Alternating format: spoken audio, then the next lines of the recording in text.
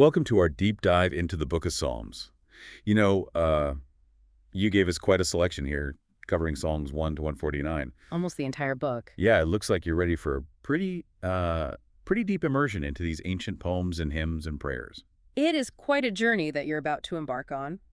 The Psalms capture really the full spectrum of human emotion and experience, all played out in dialogue with God. So it's not just about praising God. It's about like wrestling with life's ups and downs, the good, the bad, and everything in between.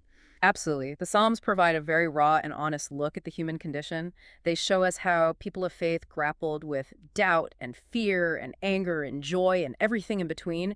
And so they give us a language for our own struggles and a way to connect with God in the midst of them. That's really fascinating. It makes the Psalms feel a lot more relatable and relevant to our lives today. So how do we make sense of this vast collection? Where do we even begin? Well, the Psalms are actually grouped into 5 books, each with its own thematic arc. It's like a 5-act play, taking us on a journey of faith. Okay, so 5 acts, a journey of faith. I'm already intrigued. Let's raise the curtain on Acts 1, shall we? What's the opening scene? Act 1, which covers Psalms 1 to 41, lays the foundation for our journey. It starts with Psalm 1, which introduces 2 contrasting paths. The path of the righteous who delight in God's law and flourish like a tree planted by water, and then the path of the wicked who are like chaff blown away by the wind. That's a powerful image. It's like saying there are consequences to the choices that we make. But how do we apply this delighting in God's law to our modern lives? Are we talking about like strict rules and regulations? Not necessarily. It's more about aligning our lives with God's will, seeking wisdom and guidance from His Word, and allowing His principles to shape our thoughts and actions. What are the things in your life that bring you closer to God, that nourish your soul and help you grow? Those could be seen as your streams of water. I like that, focusing on the positive, life-giving aspects. So we start with this choice between 2 paths. What comes next? We're immediately introduced to the concept of the anointed king in Psalm 2. It's a messianic prophecy, which basically means it foretells the coming of a future king who will rule with justice and righteousness. Messianic prophecy. That sounds pretty heavy. What does that mean for someone reading the Psalms today? Well, the concept of the Messiah is central to both Judaism and Christianity. For Jews, it points to a future king who will restore Israel and usher in an era of peace. For Christians, Jesus is seen as the fulfillment of this prophecy, so Psalm 2 sets the stage for a king who will ultimately bring God's kingdom to earth. So we go from individual choices to this grand cosmic vision of a future king. It's a pretty big leap. Yeah, it is. But then the Psalms quickly bring us back down to earth into the realm of raw human emotion. Psalms 3, 7, and 8 all express deep lament, that feeling of pain and anguish when life throws you a curveball. I bet we can all relate to that. Even people of faith experience hardship and suffering. It's refreshing to see that acknowledged in these ancient texts. Absolutely. For example, in Psalm 3, we hear David crying out to God as he flees from his own son Absalom, who's trying to usurp his throne. It's a deeply personal plea for protection and deliverance. So even someone like King David, who's often portrayed as this hero of faith, had moments of fear and vulnerability. That makes him seem much more human, don't you think? Oh, definitely. The Psalms don't shy away from the messy realities of life. And in Psalm 7, we see David defending his innocence against accusations and seeking justice from God. He uses this vivid image of a lion tearing apart its prey to describe the pain and anguish he's feeling. Yeah, those are some pretty intense emotions. It's like he's pouring his heart out to God, holding nothing back. That's the beauty of the Psalms. They give us permission to bring our full selves before God with all our doubts, fears, and anger.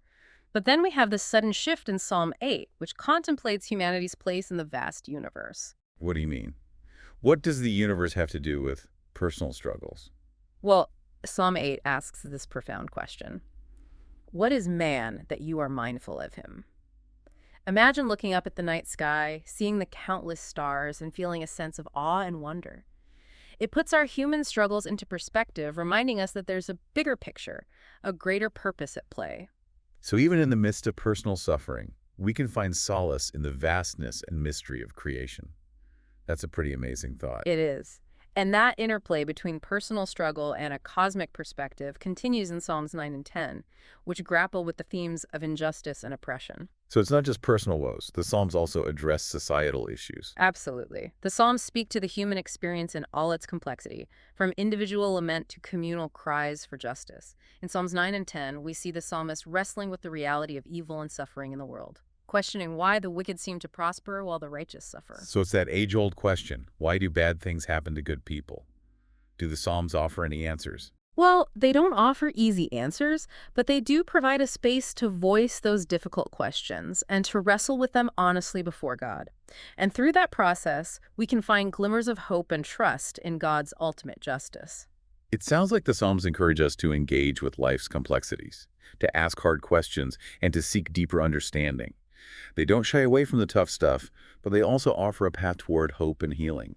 Exactly. And as we continue our journey through Act 1, we'll see these themes of trust and hope emerge even more strongly. Psalms 12 through 16, for instance, emphasize the importance of trusting in God amidst adversity. Okay, so even when life throws us curveballs, we can find strength and stability in our relationship with God. What are some specific examples of that? Well, Psalm 16 is particularly interesting. It talks about finding joy even when surrounded by hardship. The psalmist rejoices in the lines that are fallen to him in pleasant places, suggesting that even amidst difficulty, there are blessings to be found. It's about finding those pockets of beauty and gratitude, even when things are tough. That's a great reminder. It's so easy to get caught up in the negative and to overlook the good things in our lives. But wait, there's one more psalm in Act 1, right? The big finale. You guessed it. We end Act 1 with the most famous psalm of all, Psalm 23. The Lord is my shepherd.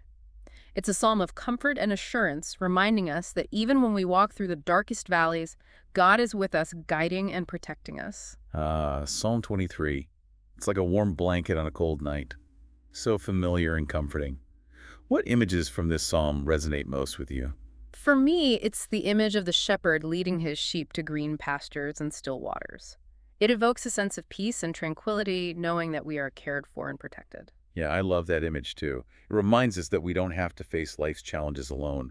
We have a shepherd who guides us, protects us, and provides for us. Exactly. And with that comforting image, we close the curtain on Act 1 of our journey through the Psalms. But don't go anywhere. Act 2 promises even more drama, intrigue, and spiritual insights. I can't wait to see what unfolds. But first, I'm curious, what about you? What image or phrase from these early Psalms speaks to you most deeply? As we transition into Act 2, covering Psalms 42 through 72, the emotional intensity, it doesn't let up. It's a raw and honest exploration of life and death and the power of God. Bring on the drama. What's the opening scene of this act? Act 2 begins with a cry of longing, a thirst for God that's as real as physical thirst. Psalm 42 starts with this vivid image.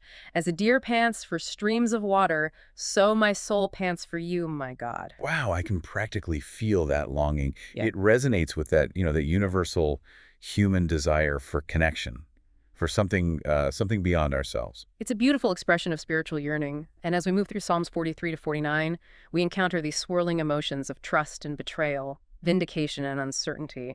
It's a reminder that the life of faith isn't always smooth sailing. Yeah, it sounds like we're in for a little bit of a roller coaster ride with this act. Yeah. What are some of the key moments that stand out? Well, Psalm 46 offers a powerful anchor amidst the storms of life. It proclaims that God is our refuge and strength, a very present help in trouble. Even when the world feels like it's falling apart, even when the earth changes and mountains crumble into the sea, we can find stability and security in God. That's such a reassuring message, especially in times of crisis. It's like that solid rock we can cling to when everything else feels shaky. Absolutely. And then there's Psalm 49, which takes a hard look at the fleeting nature of wealth and the inevitability of death. It reminds us that material possessions can't ultimately satisfy our deepest longings, what truly endures. That's the question this psalm invites us to ponder. So it's a call to kind of reevaluate our priorities, to focus on what truly matters in light of eternity. That's a theme that really resonates across cultures and time periods, wouldn't you say? Absolutely. And then in Psalm 50, we have a dramatic shift. It's like a sudden spotlight shines on the stage, and it's God who's speaking. He challenges those who go through empty religious rituals without genuine heart devotion. So it's not enough to just go through the motions. Yeah. God wants more than outward appearances. Exactly. God desires a relationship with us that goes beyond mere rituals and sacrifices. He desires our hearts, our love, our authentic selves. It's a call to examine our motives, to ensure that our actions align with our inner convictions. Yeah, it's like a wake-up call for those who might be coasting on autopilot in their faith journey. It challenges us to go deeper, to be more intentional in our relationship with God. Right. And that theme of genuine repentance and renewal, it continues in Psalms 51 through 59. We see this beautifully illustrated in Psalm 51, one of the most heartfelt expressions of remorse and longing for forgiveness. Yeah, this is the one where David, after his sin with Bathsheba, pleads with God. Create in me a clean heart, O God, and renew a right spirit within me. It's a powerful model of confession and a reminder that God's mercy is available to all who genuinely seek it. Absolutely. It's a psalm that has resonated with countless people throughout history who have stumbled and fallen short. It reminds us that forgiveness is possible, that we can be cleansed and restored to a right relationship with God. Yeah, it's a message of hope for all of us. Because who hasn't messed up and needed forgiveness at some point, right? Oh, yeah, definitely. And as we move through Psalms 54 to 57, we see David facing real danger and threats. These psalms are filled with imagery of battles and enemies and pleas for deliverance. So even though we have this assurance of God's presence, life can still throw some pretty scary situations our way. How do these psalms help us navigate those challenges? Well, they remind us that the life of faith isn't always peaceful or easy. There will be times when we face opposition, both internal and external. But even in those moments, we can cry out to God for help, trusting that He is our defender and protector. So it's okay to acknowledge our fears and ask for God's help. In fact, it's encouraged. It is encouraged. And even when we feel defeated like David does in Psalm 60, there's this underlying trust in God's ultimate victory. It's a reminder that our circumstances don't dictate our faith. We can hold on to hope even when things look bleak. That's a powerful reminder. Hope is so crucial, especially when we're going through tough times. But speaking of tough times, Psalm 63 paints a really vivid picture of spiritual dryness. It's like being in a desert, parched and desperate for water. It is. It's a psalm that speaks to those seasons of life when God's presence feels distant, when our prayers seem to just bounce off the ceiling. But even in that dryness, there's this persistent yearning for God, a longing for His return. So it's okay to acknowledge those feelings of spiritual dryness, to be honest with God about how we're feeling. Oh, absolutely. The Psalms model this raw honesty in our relationship with God. We can bring our doubts, our fears, our anger, even our accusations before Him. It's almost like the Psalms give us permission to be real with God, to let Him see those messy parts of our hearts. Exactly. And as we move through Psalms 61 to 63, we see this emphasis on waiting on God, finding security in Him, even when our circumstances haven't changed. It's about trusting His timing, His plan, even when we don't understand it. It's that surrender, that letting go of our need to control everything, which can be so challenging, yet ultimately so freeing. Right. And then we have this cluster of Psalms, 64 to 68, that touch on various themes: praise, judgment, God's care for His people. It's like a tapestry of different emotions and experiences woven together. So it's a reminder that life is multifaceted, that we experience a range of emotions and situations, and the Psalms provide a way to process all of it through dialogue with God. Precisely.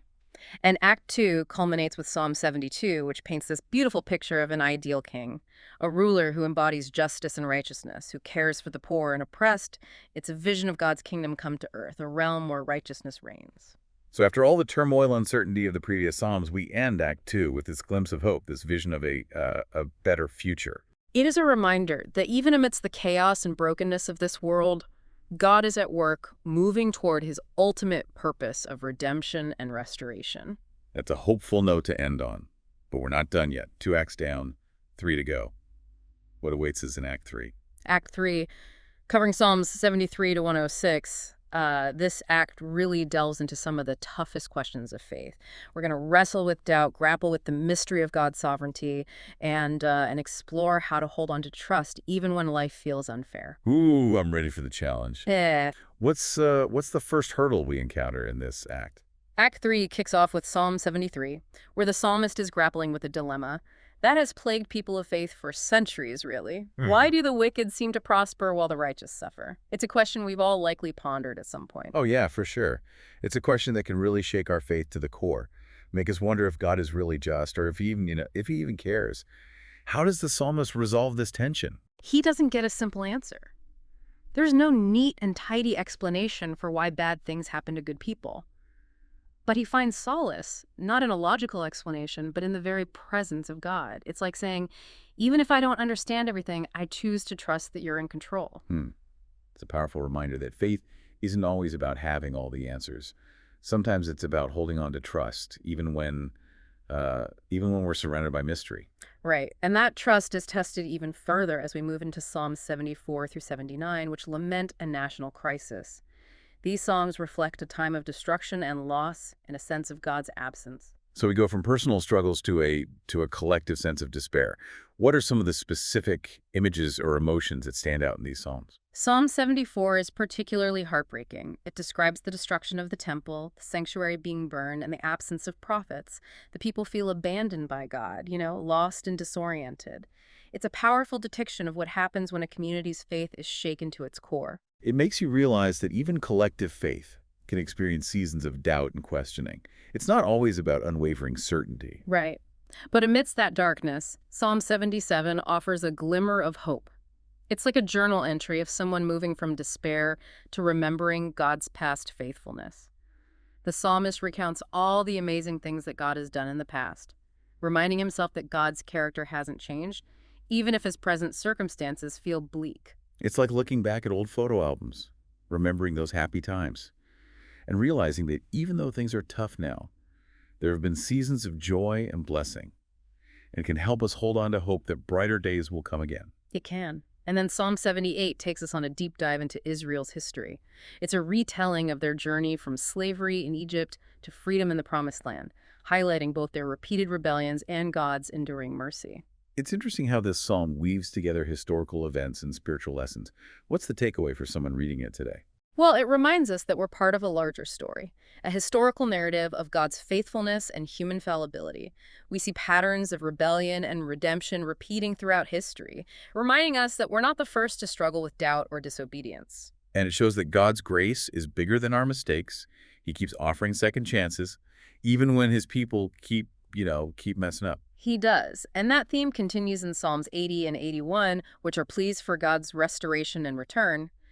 But then Psalm 82 throws us a bit of a curveball. It portrays God judging the gods, those in positions of power and authority, emphasizing that ultimately all power is accountable to God. That's a pretty bold statement. Yeah. It challenges our human tendency to idolize power or put our trust in earthly leaders. It's a reminder that true justice and righteousness flow from God alone. It is, and in Psalms 84 through 87, we see this beautiful interplay between longing for God's presence and experiencing his protection. The psalmist yearns to be in God's presence, finding solace and security in his temple. Yeah, it's a reminder that our relationship with God isn't just about intellectual assent or moral behavior. It's about experiencing his presence, finding joy and comfort in knowing him intimately. Absolutely. But then the pendulum swings back to lament in Psalms 88 and 89. These are some of the darkest and most honest psalms in the entire book. The psalmist feels abandoned by God, surrounded by darkness and despair. It's a stark reminder that even people of deep faith experience seasons of doubt and questioning. It's okay to be honest with God about our pain, to cry out to him even when we feel like he's not listening. Right. The Psalms give us permission to be real with God, to bring our full selves before him without pretending or putting on a facade. And then we come to Psalm 90, a prayer attributed to Moses which contemplates God's eternity and human frailty. It's that contrast, that tension between God's infinite nature and our finite existence that can make us feel both small and significant at the same time. Right. It's a humbling reminder that our lives are but a breath compared to God's vastness. And yet, it also underscores the preciousness of each moment, the importance of living with purpose and intentionality, knowing that our days are numbered. It's a call to make the most of the time we've been given, to live in light of eternity, to invest in what truly matters. Yes. And then we're back to the contrasting fates of the wicked and the righteous in Psalms 91 through 94. Psalm 92 in particular uses this beautiful image of the righteous flourishing like a palm tree, a symbol of resilience and growth, even amidst harsh conditions. It's a reminder that those who are rooted in God will ultimately thrive, even when they face challenges and setbacks. Yes. And Psalms 95 through 97 build on that theme, calling for worship and celebrating God's kingship over all creation. It's a reminder that even when our world feels chaotic and uncertain, God is still on the throne, ruling with wisdom and power. It's a call to kind of shift our perspective, to look beyond our immediate circumstances and recognize the bigger picture of God's sovereignty. It's a way of finding peace and stability amidst the storms of life. It is. And Act 3 concludes with Psalm 106, another historical psalm that recounts Israel's story. It's a reminder of their constant failures and God's unwavering faithfulness, a powerful testament to God's grace and mercy. It's a message of hope for all of us who have messed up and strayed from God's path. It shows that no matter how many times we fall, God's love and forgiveness are always available to us. They are. And with that powerful affirmation of God's grace, we bring Act 3 to a close. But our journey through the Psalms, well, it's far from over. We still have 2 acts to go, each filled with its own unique themes and challenges and triumphs. I'm eager to see where this journey takes us. Yeah. But before we move on, I'm curious, what has stood out to you most from this act? What has challenged or encouraged you? Well, I've been really struck by the raw honesty and vulnerability expressed in these Psalms. They show that it's okay to wrestle with doubt, to question God, and to lament the pain and injustice we experience in this world. Me too. It makes the Psalms feel so relevant and relatable to our lives today. We're not alone in our struggles. We're not. And amidst those struggles, we also see these glimmers of hope, these reminders of God's faithfulness, his power, and his enduring love for his people. It's a powerful combination of realism and hope that I think can speak to anyone regardless of their background or beliefs. Well said. I have a feeling those themes of honesty and hope will continue to unfold as we journey through the remaining acts of the Psalms. And we've only just begun to scratch the surface of this incredible collection of poetry and prayer. We have. The Psalms offer a timeless resource for navigating life's joys and sorrows, doubts and affirmations, offering comfort, guidance, and a deeper understanding of our relationship with God. So if you're looking for a way to connect with God in a real and authentic way, I encourage you to spend some time with the Psalms. Let them speak to your heart and guide you on your own journey of faith. You won't be disappointed. Thanks for joining us on this deep dive into the book of Psalms. We'll see you next time for another fascinating exploration of ancient wisdom.